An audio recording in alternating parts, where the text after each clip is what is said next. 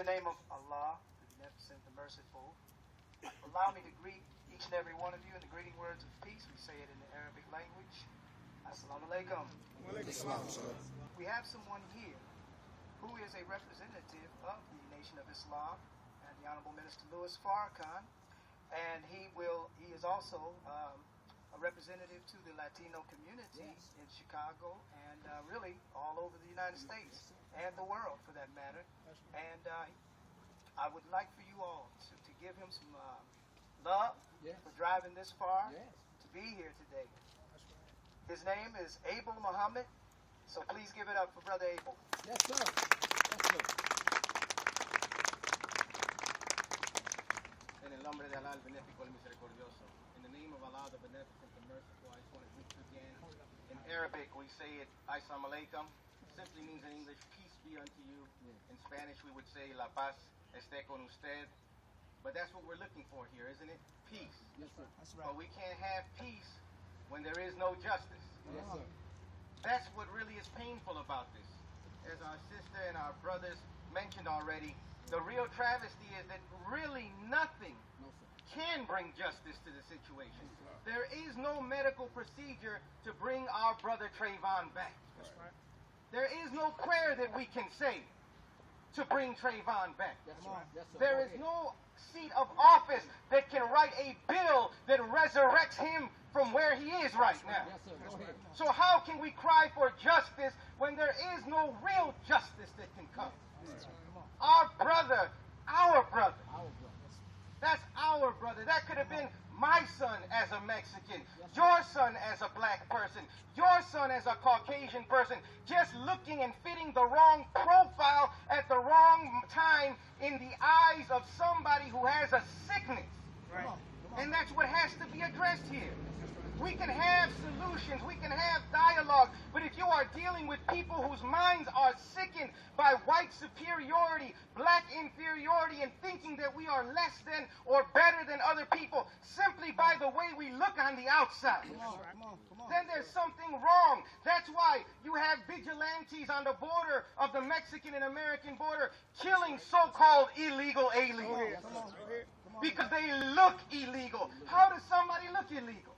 Yes, sir. Go ahead. Brother Trayvon looked like a troubledoer to Mr. Zimmerman, and he felt him worthy to be judge and executioner of our brother. And we cannot avoid these are facts that exist today. And if we love our people, as our brother pastor said, we should be emotional. But what are we going to do with that emotion? Yes, sir. We're here in front of City Hall, but City Hall does not have the power to bring justice to this situation. Come on. But we all know that there's a power greater than the power in City Hall. And that power is our unity. Our unity as black, brown, red, yellow, white people of good conscience who want to see no more Trayvon Martins.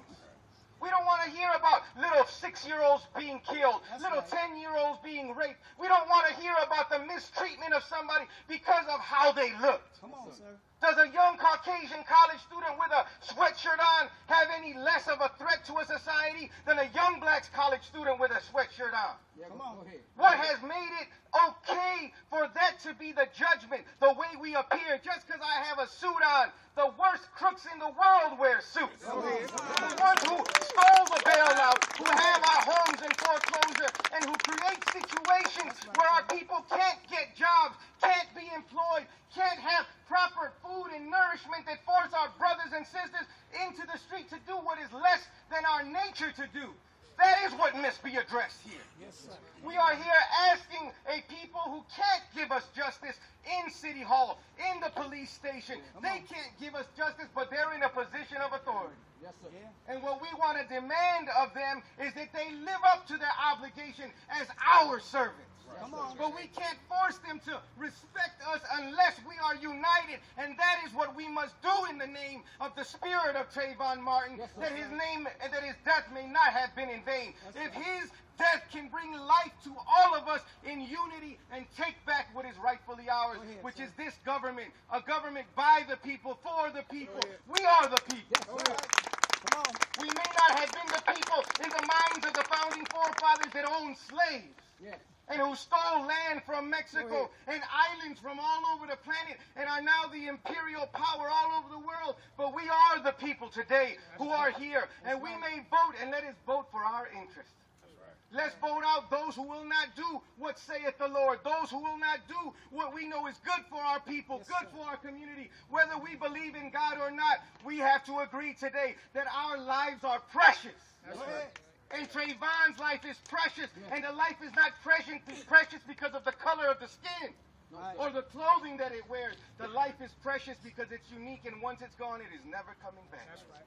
So let us who are alive today, let us be the witnesses that in 2012, this will be the last year that we have Trayvon Martin. Come on. And we may do that here in Bloomington, in Normal, in Chicago, all over the country, if we would unite. The question I want to ask is simply, will we unite for justice? Will we look past our differences, past the things we disagree on, and admit that there's enough messed up stuff that we do agree on? That let's put that other stuff out to the side about Democrats, Republicans, being a so-called individual, being a so-called student, being educated, uneducated, wealthy, rich, poor, all of those denominations and classes that we pride ourselves on. Let's take that to the back door and leave it there until we have a safe community where all of us have food, clothing, and shelter. Then we can argue about the silly stuff. But for right now, it's life and death. So in the name of the Honorable Minister Louis Farrakhan, I want to greet you and thank you for this time and say to you, Bloomington, say to you here in this county, in this state of Illinois, where I just come from up the street in Chicago, that we have the ability to change. The ability to change is not there or there in the university or even in the church. It's right here in the streets. Right here when the people come back out and say, this is my community and no one has a right to it greater than myself. Let me make it what I want it to be. I greet you in peace again. Assalamu alaikum.